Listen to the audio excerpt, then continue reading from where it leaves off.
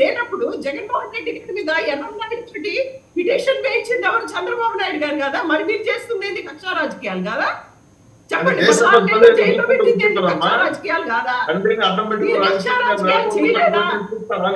మీరు గురువిందకి ఇంత నీతులు చెప్పడానికి వచ్చినారా మీరు? ఇవాళ తీసేసి మీరు శుభ్రంగా మీరు టీడీపీ కార్యకర్తలు పెట్టుకొని పరిపాలన చేయండి.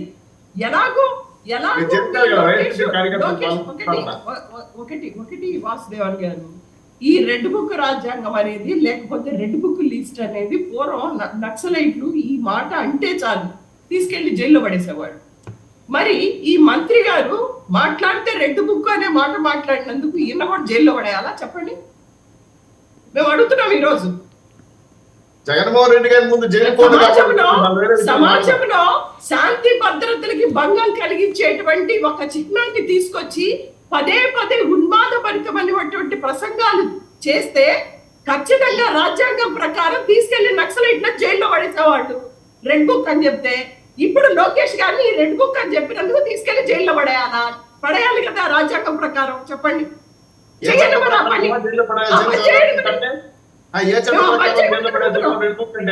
రెడ్ బుక్ అంటే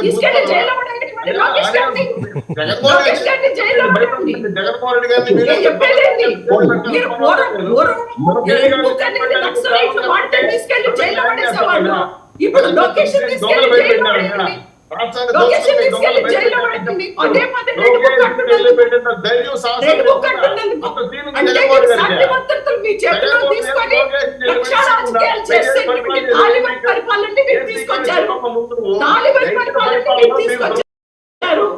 మీరు చేస్తున్నటువంటి మీరు మొత్తం పరిపాలన క్యాన్సిల్ చేసి పెట్టుకోండి.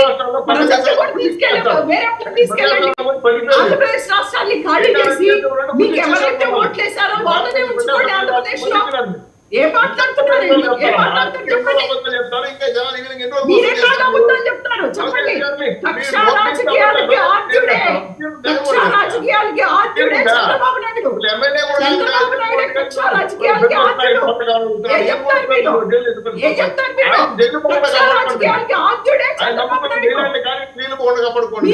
మీరు కక్షా రాజకీయాలు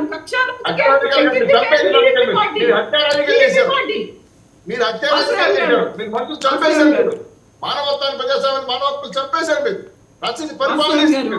దుర్మార్గం పరిపాలన చేశారు. మీరు ప్రజలకు మాట్లాడితే ఏం చెప్పాలి? నాకు అర్థం కావాలి. ప్రజాస్వామ్యం గురించి మీరు మాట్లాడతారా? లోకేష్ గారు చేయాలి నమ్ముతుంది జగన్మోహన్ గారికి అంత సీన్ ఉందా మీకు? పార్టీకి అసలు మీ పార్టీ ఉంటుందా? ఇవి మూసేపోతున్నా సట్టు మూసేపోతున్నా. రాజ్యాంగం ప్రకారం ఏదైనా కానీ లా అండ్ ఆర్డర్ ఎఫెక్ట్ చేసేది ఉంటే రాజ్యాంగం ప్రకారం ఈ రెడ్ బుక్ అంటే జైలు ఇస్తారండి.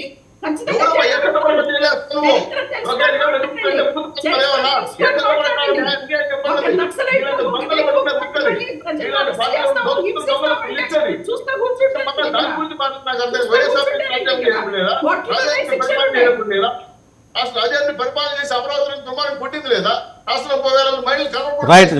మెరుపుల మహేష్ గారు రైట్ అండి. చౌదరి గారు